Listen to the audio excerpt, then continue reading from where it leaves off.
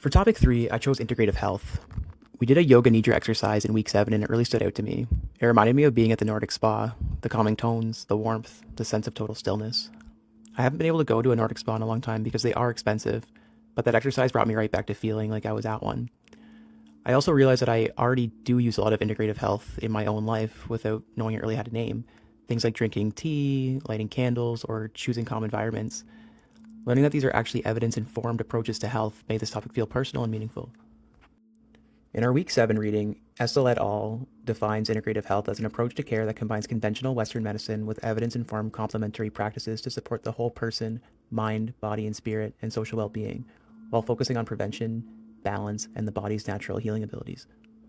So, a key piece of information I didn't really think about was talked about in the Metin and Gulabar 2021 article.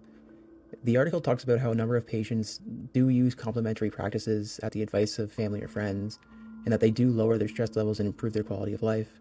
However, the issue can be that many times that they don't report these things to their care providers, and not reporting can lead to a risk of things like herbal medicines or another complementary health practice just interfering with their drugs for their care.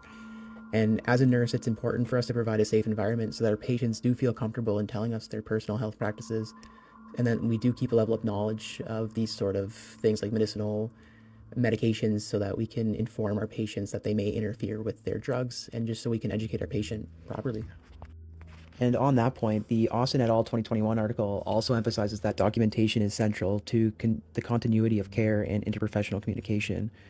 Historically, nurses have always been responsible for documenting the full picture of patient assessments and interventions, but they suggest that integrative therapies are often missing from the electronic health records, and that the gap is for several reasons. Patients don't always report their use of complementary therapies, providers sometimes don't even ask, and that the electronic health record systems themselves don't always support these sort of entries.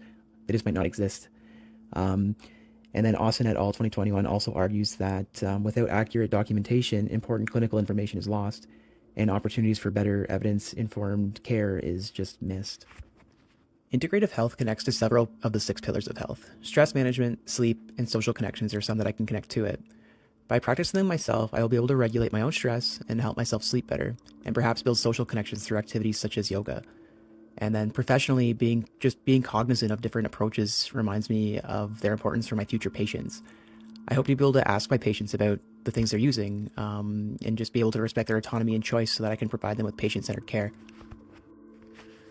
A lingering question I'm still curious about is how nurses can realistically integrate calming or holistic strategies into environments that are hectic, overstimulating, or short-staffed. I also wonder how we can stay informed about complementary therapies without becoming overwhelmed ourselves.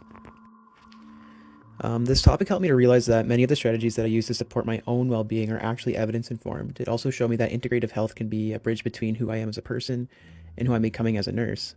Someone who values the whole person, cares and respects their patient's autonomy, and understands the importance of balance and calm in the healing process.